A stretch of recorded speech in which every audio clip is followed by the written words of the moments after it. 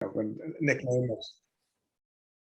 Okay, so most people call me Shubha or Shubha Dasgupta. I'm the chair of the Information Systems and Technology Management Department at George Washington University. That's where Professor Dr. Yankee Park and I work together in the same department. And I've been teaching at George Washington University for about, let me count, 23 years now.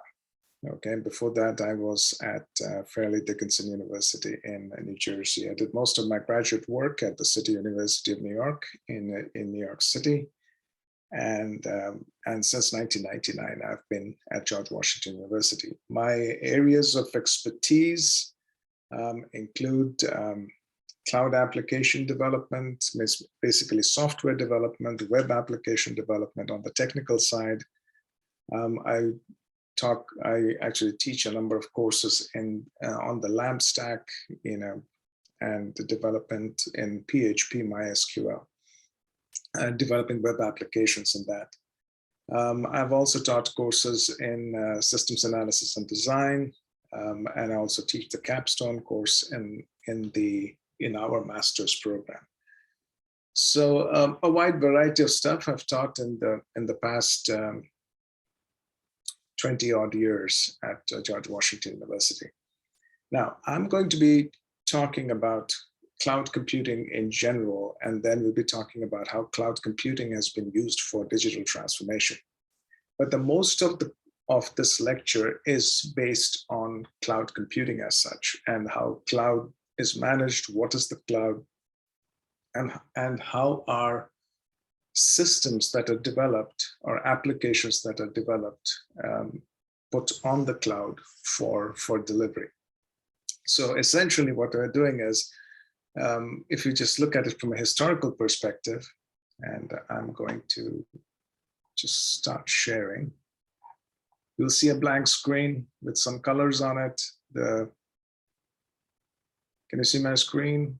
The yes, Mac screen? Okay, fantastic. Now I'm going to put the PowerPoint on it. Please let me know if you can see it. Yes, we can see. Yes, okay. Very good. So while I'm talking about cloud computing for digital transformation, we are going to be examining from a historical perspective, just to give you some background.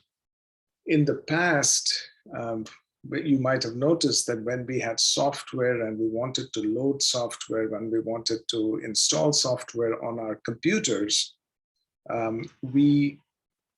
Olga, do you want to turn on should I turn on the transcription service also, just in case people have trouble? No? Or this is good? I think it's good. Okay. If anybody wants it, just let me know. Okay, within Zoom, but it doesn't come out exactly right, the transcription, but if you want it, we can turn that on. So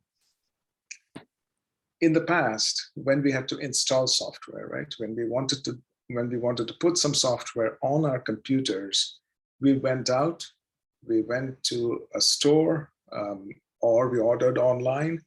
We ordered DVDs or we ordered CDs to install software on our computers, right? We bought them, then we had a CD drive, we put them in, and that's how we install software. Then came a time when on the internet, these software were available, we would download them, and we would install them on our computers. This was the general practice, but in organizations also, what organizations would do, and organizations means companies, for-profit, not-for-profit, all of them, what they would do is that they would design software, develop the software for a certain function, and I'll give you some examples, and then they would store it on a server or store it on a computer where everybody could access that server, that computer, and work on that application. For example, there could be an application for payroll, okay? So what would they do? They would take all the data and create an application. By application, I mean software for the company, and store it on a server within the company. every person who was working in payroll and also any other employee who wanted to check the status of their payroll, of their paycheck, they would then access that server and use that software to determine how much they're getting paid. That has changed. We do have some companies that still have those servers, but what has happened is that companies have taken that hardware and the software environment and pushed it out or outsourced it to a different company and outsourced it to what we call the cloud. And what is the cloud? The cloud actually, it's not that it doesn't need servers anymore.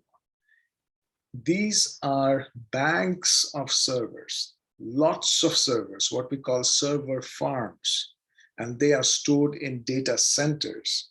And these are companies that only provide access to servers, places where other companies can store information. Okay? So it's a very different concept now. So if I have a company, I have 200 people working for it. Just assume I don't have a company with 200 people working for me, but let's assume that I have a company with 200 people working for me, and I need to run some software which has to be on servers. Instead of going out and buying those servers and putting them in my office and spending $200,000 or $300,000 for 20, 30 servers and then paying somebody to maintain them, I outsource that work to Amazon Web Services, AWS, to IBM, okay, to Google, and let them manage the servers. And I put my software, my applications on their servers, and they then, manage it for us. Okay, does that make sense? Have I set up the background for this? Okay, here is another example before I move on to very specific things. Because of the storage of data and software and content in the cloud, the lines between companies have become a little blurred in the sense that you can easily mix up these lines between the companies. Please forgive me if you see me looking on the left, right. It's not that I'm looking away from the camera. My camera is on my laptop, and I have 2 other monitors. So sometimes when I'm trying to see everybody in class, I might be looking on the right side. Okay, so please bear with me if I'm doing that, because I want to see everyone, okay, in the class. So that's on my right monitor, and you'll keep seeing that I'm looking away from the monitor, but that is because the screen shows something else. Okay, so here's an example of how complicated this can get. Complicated means from a strategic standpoint, how complicated this can get. All of us are familiar with Netflix, right? Yes? No? Please raise your hand if you're not familiar with Netflix. Oh yeah, there we go. Somebody raised their hand. Okay, no, I'm just kidding. I know. I confused you. Okay, so all of us are familiar with Netflix.